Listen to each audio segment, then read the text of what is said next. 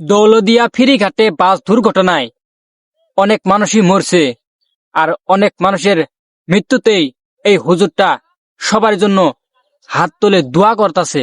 এই হুজুরের দোয়াগুলো একটু শুনে যান। এই হুজুরের দোয়া শুনে আপনারও মন ভরে যাবে। দৌলতদিয়া ফেরিঘাটের বাসডুবিতে যারা জমিন থেকে বিদায় নিয়ে চলে গেল রে আল্লাহ, আয় আল্লাহ প্রত্যেককে তুমি শহীদি মর্যাদা দান করো রে আমার মাওলা। আয় আল্লাহ কান্নার আওয়াজ, আয় আল্লাহ বাবা কান্না করে নিজের সন্তানের জন্য, স্বামী কান্না করে স্ত্রীর জন্য। একজন বাবা কান্না করতেছে, ওই বাবা কান্না করতেছে, বলতেছে সবাইকে, এই লোকেরা তোমরা যাও বাস থেকে আমার কন্যা সন্তানটারে, শিশু বাচ্চাটারে উদ্ধার করো। স্বামী কান্না করে, আমার স্ত্রীকে নিয়ে আমি ঢাকার দিকে রওনা হলাম। আমার স্ত্রীর কি উপায় হবে?